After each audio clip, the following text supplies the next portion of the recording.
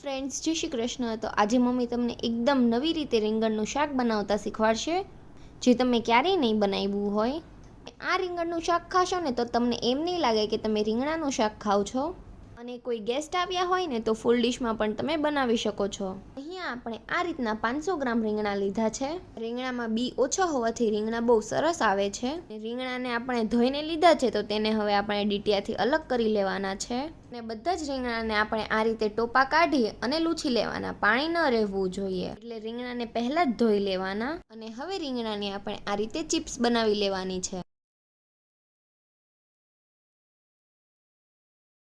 તો અહીંયા આપણે 4 રીંગણાની ચિપ્સ બનાવી લીધી છે. તો બધી ચિપ્સ એક સાથે નહીં બનાવવાની, જેટલી આપણે ફ્રાય કરવી હોય ને એટલી જ એક સાથે બનાવવાની. કેમ કે રીંગણા જે હોય ને એ કાળા પડી જાય છે, એટલે એડવાન્સમાં ચિપ્સ બનાવીને નહીં રાખવાની. તમે ચિપ્સ બનાવો ને એના પહેલાં તેલ ગરમ કરવા મૂકી જ દેવાનું. મેં પહેલાં તેલ ગરમ કરવા મૂકી દીધું હતું ને, એટલે તેલ ગરમ થઈ ગયું છે.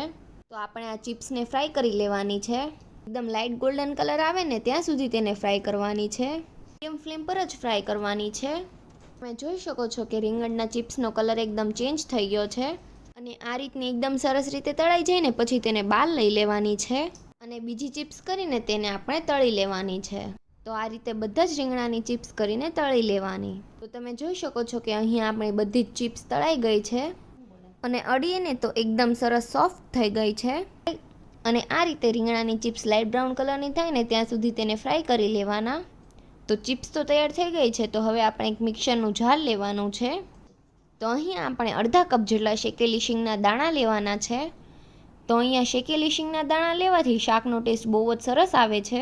અને તેમાં આપણે 10 નંગ જેટલા કાજુ નાખીશું, 1/4 કપ જેટલા છે. અને 2 ચમચી જેટલા આપણે તલ ઉમેરવાના છે. અને અહીંયા આપણે અડધા કપ જેટલું ડ્રાય કોકોનટ લેવાનું છે. તો જે ટોપરું હતું ને તેને ખમણીને જ યુઝ કર્યું છે. તો તમારા ઘરમાં ડ્રાય કોકોનટ હોય ને તો તે યુઝ કરવું, અથવા તો રેડીમેડ પણ યુઝ કરી શકો છો. તો બધી જ વસ્તુને આપણે એકદમ સરસ ક્રશ કરી લેવાનું છે.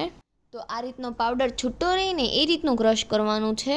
અને પછી અહીંયા આપણે આદુ અને લસણ લીધા છે, તો તેની હોતન આપણે પેસ્ટ બનાવવાની છે. અને એના પછી 2 નંગ કાંદા અને 4 નંગ ટમેટા લીધા છે, જેની આપણે પેસ્ટ બનાવવાની છે. તો જે કડાઈમાં આપણે રીંગણા ફ્રાય કર્યા હતા ને તેમાં આપણે 5 ચમચી જેટલું તેલ રહેવા દીધું છે અને બીજું બધું કાઢી લીધું છે. તેલ આપણું ગરમ થઈ જાય ને એટલે તેમાં ચમચીના ચોથા ભાગ જેટલી રાઈ ઉમેરવાની છે. અને ચમચીના ચોથા ભાગ જેટલું જીરું. તો રાઈ અને જીરું બંને તતડી જાય ને પછી તેમાં ખડા મસાલા ઉમેરવાના છે. મીઠા લીમડા, લાલ મરચું, તમાલપત્ર, તજ, લવિંગ, બાદિયા બધું છે. અને આ બધા ખડા મસાલાની ક્વોન્ટિટી આ રીતના છે. તો આપણે બધા ખડા મસાલા ઉમેરવાના છે. અને પછી જે આપણે આદુ લસણ ખાંડીને રાખ્યું છે ને તે ઉમેરી દેવાનું છે. અને ચમચીના ચોથા ભાગ જેટલી હિંગ. તો આ બધું જ આપણે 30 સેકન્ડ જેવું થવા દેવાનું છે. અને પછી જે કાંદા હતા ને તેને ક્રશ કરી લીધા છે. તો હવે તે ઉમેરી દેવાના છે. અને સારી રીતે મિક્સ કરી લેવાનું છે. તો હવે તેમાં આપણે ચમચીના ચોથા ભાગ જેટલી હળદર, 1 ચમચી મીઠું, અથવા તો તમે તમારા ટેસ્ટ પ્રમાણે ઉમેરી શકો છો. અને બધું જ સારી રીતે મિક્સ કરી લેવાનું છે. અને જ્યાં સુધી કાંદામાંથી તેલ છૂટું ન પડે ને ત્યાં સુધી તેને થવા દેવું. અને વચ્ચે વચ્ચે ચમચો ફેરવતો રહેવો. તો તમે જોઈ શકો છો કે આપણા કાંદામાંથી એકદમ સરસ તેલ છૂટું પડી ગયું છે. તો હવે તેમાં આપણે 2 ચમચી જેટલું લાલ મરચું પાવડર નાખીશું. તો આપણે જે ઘરમાં રેગ્યુલર યુઝ કરતા હોય ને તે જ લીધું છે. તો આ મરચાંથી એકદમ પરફેક્ટ કલર આવે છે ને, એટલે અહીંયા કશ્મીરી લાલ મરચું નથી એડ કરતા. તમારે કલર લાવવા માટે એડ કરવું હોય તો કરી શકો છો. અને મરચું સરસ મિક્સ થઈ જાય ને પછી 4 ટમેટાની ગ્રેવી ઉમેરી દેવાની છે. અને પછી એકદમ સરસ મિક્સ કરી લેવાનું છે.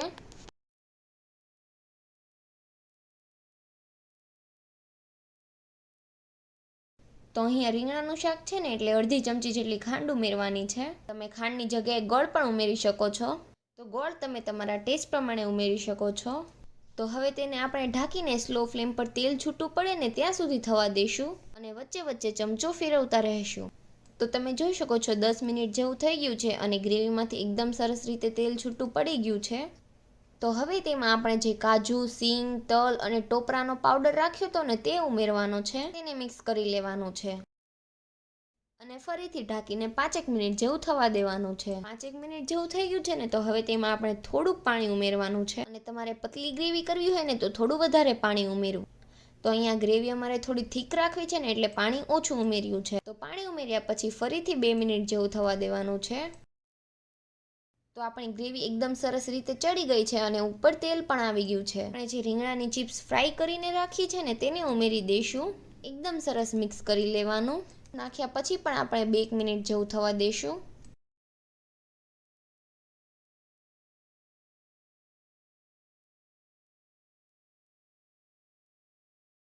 શકો છો કે આપણું શાક એકદમ સરસ તૈયાર થઈ ગયું છે. અને તેમાં આપણે 1 ચમચી જેટલું ધાણા જીરું ઉમેરવાનું છે અને ચમચીના ચોથા ભાગ જેટલો ગરમ મસાલો. તો આ ગરમ મસાલો અમે ઘરે જ બનાવ્યો છે અને તેનાથી શાકનો ટેસ્ટ બહુ જ સરસ આવે છે. અને જો તમારે બનાવવો હોય તો તેનો વિડીયો ઓલરેડી અમારા ચેનલ પર છે જ. તો હવે તેમાં આપણે અડધા કપ જેટલા લીલા ધાણા ઉમેરી દઈશું અને 1 ચમચી જેટલું ડ્રાય કોકોનટ ઉમેરવાનું છે અને બધું જ સારી રીતે મિક્સ કરી લેવાનું છે. ની ફ્લેમ આપણે બંધ કરી દેવી. તો આ આપણું શાક 15 થી 20 મિનિટમાં બનીને તૈયાર થઈ ગયું છે. અને ઘરે મહેમાન અચાનકથી આવ્યા હોય તો 15 મિનિટમાં બની જવા વાળું આ શાક તમે ટ્રાય કરી શકો છો. અને મહેમાન પણ તમને પૂછશે કે આ શાક તમે કઈ રીતે બનાવ્યું. તો શાક આપણે સર્વ બાઉલમાં લઈ લીધું છે તો તેને થોડું ગાર્નિશ કરી લઈશું. તો તેના પર આપણે થોડું ડ્રાય કોકોનટ, થોડા લીલા ધાણા, ફરીથી થોડું ડ્રાય કોકોનટ. તો આ આપણું એકદમ સરસ ફ્રાઈડ રીંગણાનું શાક તૈયાર થઈ ગયું છે. તો આ રીંગણાનું શાક આટલી થીક ગ્રેવીવાળું જ હોય છે, પણ તમારે પતલી ગ્રેવી કરવી હોય તો કરી શકો છો. આ મમ્મીની બહુ જૂની રેસીપી છે, તો તમને આ શાક કેવું લાગ્યું તે અમને કોમેન્ટમાં જરૂરથી જણાવજો. અને અગર તમને આ શાકની રેસીપી ગમી હોય તો ઘરે એકવાર જરૂરથી ટ્રાય કરજો અને અમારા વિડીયોને લાઇક અને ચેનલને સબસ્ક્રાઈબ કરી દેજો. Thanks for watching.